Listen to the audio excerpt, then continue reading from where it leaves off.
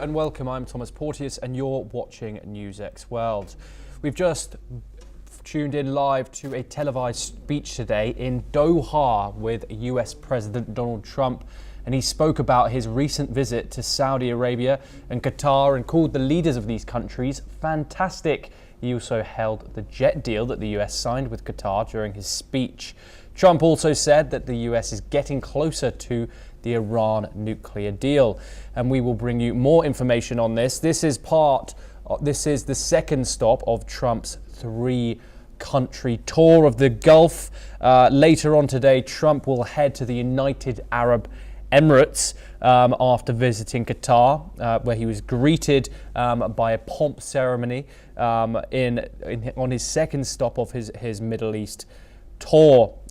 He has signed multiple agreements in Qatar, which he referenced to in his press conference. The agreements are said to include a $96 billion deal with the Qatari government and Qatar Airways to buy up to 210 Boeing 787 Dreamliners and 777X aeroplanes, and a statement of intent for $38 billion in an investment at Qatar's Al Udeid airbase and other air defense capabilities. Donald Trump in his press conference also mentioned Syria.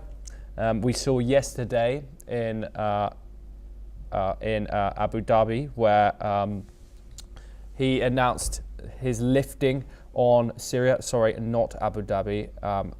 The United Arab Emirates, where he announced his lifting on Syrian sanctions. Donald Trump said Syria had no chance with the sanctions. They were biting. Nobody could even deal with them. He also complimented Syria's new president, al-Shara.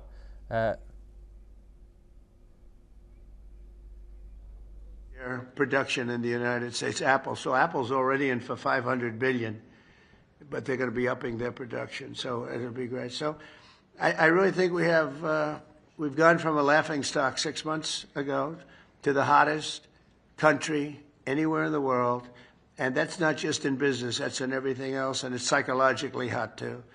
And I just want to thank everybody for being here. I want to thank the media. The media, I have to say, has been very fair. They've been very fair. They've been terrific, actually. I was watching some of our normally they would not say good things, but they're having a hard time saying bad because this is a record tour. There's never been a tour that will raise, it could be a total of $3.5–4 trillion. This just in this 4 or 5 days. And it's from great people. And our relationship now is very strong with Saudi Arabia. Nobody's going to be bothering that relationship. Nobody would be able to break that relationship because of my relationship with the Crown Prince and the family.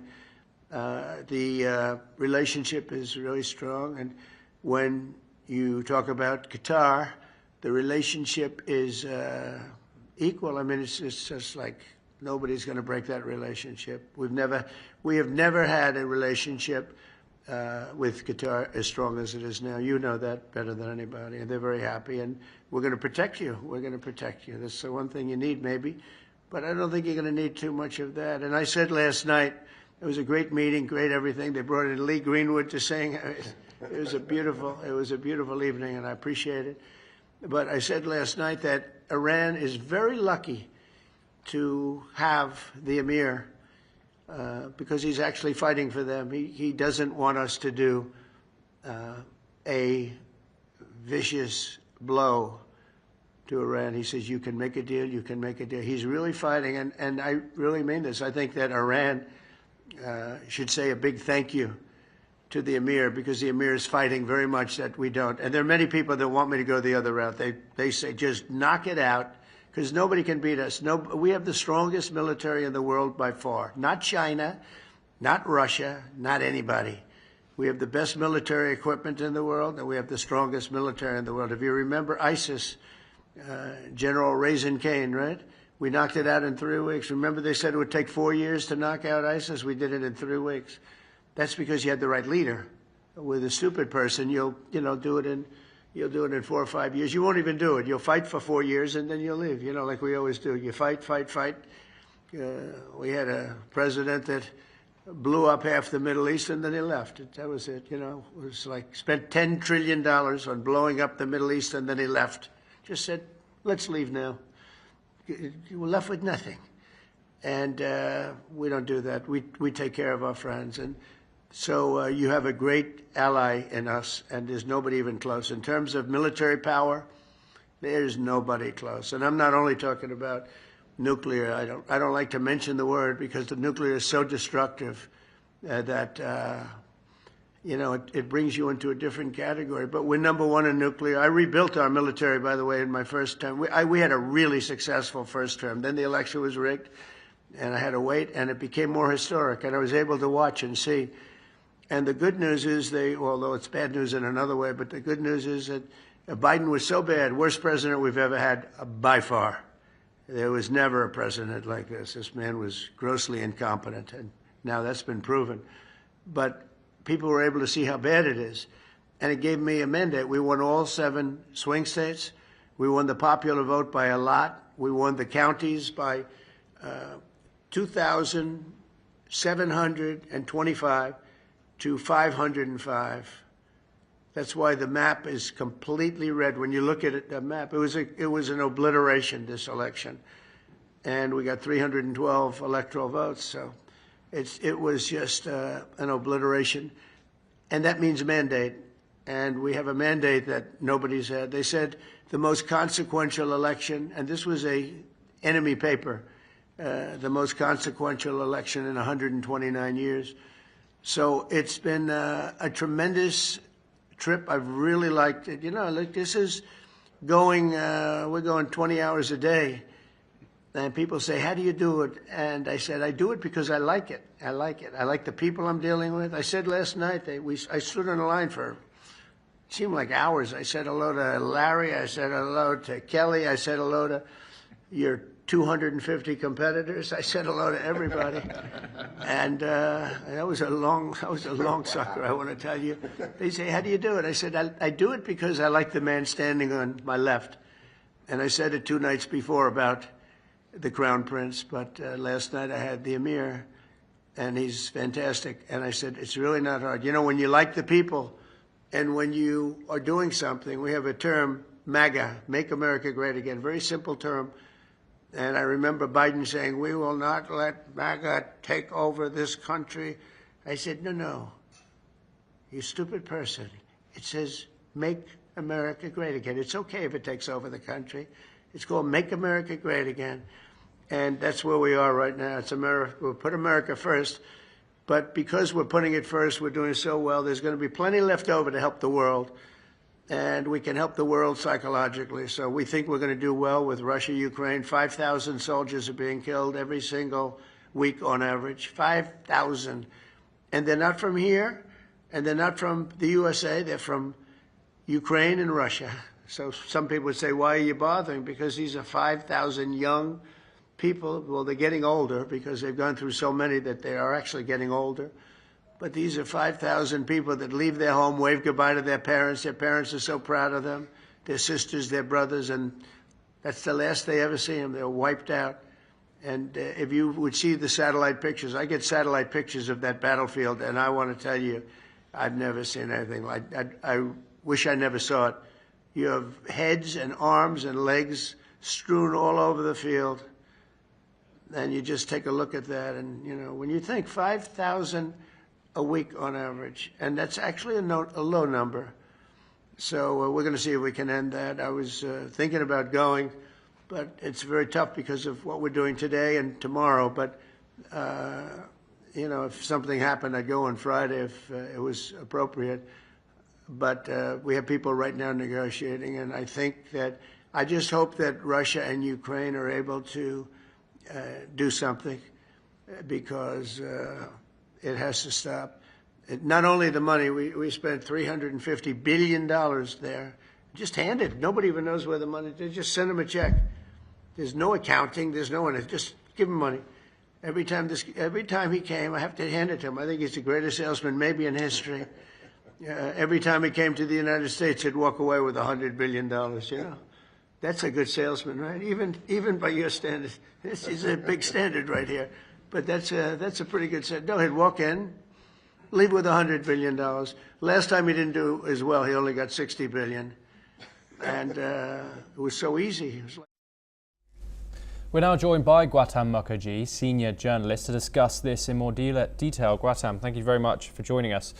This is the second stop on Trump's 4-day tour of the Gulf region. What have been your thoughts so far of how he's dealt with these very grand crown princes, Qataris, Saudi Arabians, and tomorrow the United Arab Emirates? What are your thoughts? I think he's done very well. He's got over $1 trillion of orders for American companies. Of course, they were in the pipeline, and he happened to go there at the time when deals could be signed by his people who are accompanying him.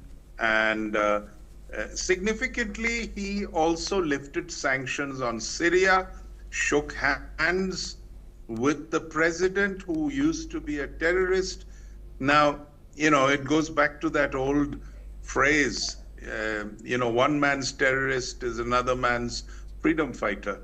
So obviously the president of Syria was anti the Assad government. The Assad government imploded, and America is making peace with Syria. What is conspicuously missing in all of this is any presence of Israel. I think Trump is still working on behalf of Israel. He said to the Syrians also to make peace with Israel and to make trade relations with them. So he's working for Israel, but Israel wasn't directly involved. He did mention the Abrahamic Accords. He wants Syria to join that as well, which is basically all the Arab Gulf states cooperating with Israel. So I think it was a very successful trip. Side by side, he is hopeful, as you just heard, of the Russia-Ukraine war coming to an end. It's a little thorny right now still because no summit conference has happened. Putin hasn't attended, Zelensky hasn't attended, Trump himself has stayed away because the first conference in many years, ever since the conflict began, there was one again in Turkey some 2-3 years ago. Now you have one again being attended by junior staff. Junior staff don't have discretion, they don't have flexibility. If Zelensky's team says, right, we agree to a permanent ceasefire as long as you give back all the territory, the Russians are going to say, no, we are not going to give back all the territory, and that'll be the end of the peace conference. So I don't know how junior staff are going to bring a fresh approach to the table. Yes, and Gautam, this is obviously in regards to the first direct meeting between Russia and Ukrainian officials. Does not having these figureheads, but that being Donald Trump and Vladimir Putin, we're still yet to get news whether Zelensky is attending or has attended or not. But does not having those two titans of these negotiations really put? Is there any chance of this actually making a diplomatic difference with the absence of those two men? Oh yes, there's every chance. As you pointed out, I thought Zelensky, they keep saying, yes, I'm coming, and then they don't come, and then they change their mind. So if Zelensky is there, it means at least there is somebody on the Ukrainian side who can take a decision on the spot and has the power and the discretion to do so. So definitely that will be beneficial. If on the Russian side, there are empowered people like the foreign minister of Russia, Lavrov, then it's almost as good as Putin being there, because Lavrov is a long-standing foreign minister of Russia with immense experience and power. So one should be hopeful. Any peace initiative right now is badly needed and hopefully will result in something. Gautam, we also saw Donald Trump bring up the issue of Iran. He's obviously the negotiations to halt Iran's development of a nuclear weapons are ongoing. What have you thought of the interactions between Washington and Tehran? Obviously, Donald Trump's language plays into that. These negotiations go on while Donald Trump also threatens Tehran with military action, with hostilities, with bombing, if this deal doesn't come to fruition. Yes, well, Israel is very worried about Iran becoming a nuclear power. It's on the brink of becoming a nuclear power. Similarly, Saudi Arabia is very worried. One nuclear power in the region, if it becomes Iran, will lead to Saudi Arabia also becoming a nuclear power. They'll insist. Israel already is a covert nuclear power. Whether Trump will succeed in stopping the Iranian nuclear program is anybody's guess. But I think some accommodation can be made so that it doesn't escalate into a war. If there is a war, it will badly affect the entire Gulf region, probably larger areas of the Middle East. It could also affect the Ukrainian-Russian war, because they also play into it. China is an ally of Iran's. So it's very complex if it escalates into actual kinetic warfare. At the same time, I think Iran will negotiate hard to keep going on its program, ostensibly for peaceful purposes, and America may have to settle for that. The weapons program, on the face of it, they may say, no, we won't proceed with it. But, if you keep enriching uranium, it's a short step away to make nuclear weapons.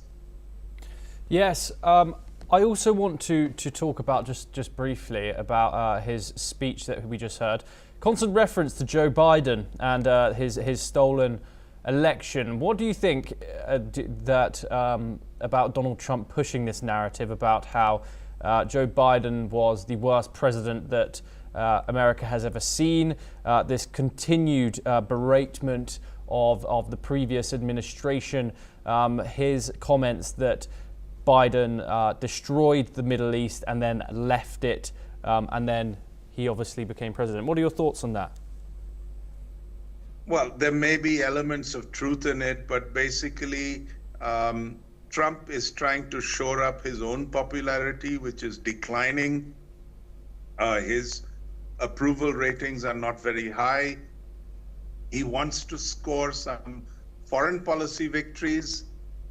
He hopes that this visit to the Middle East is one such.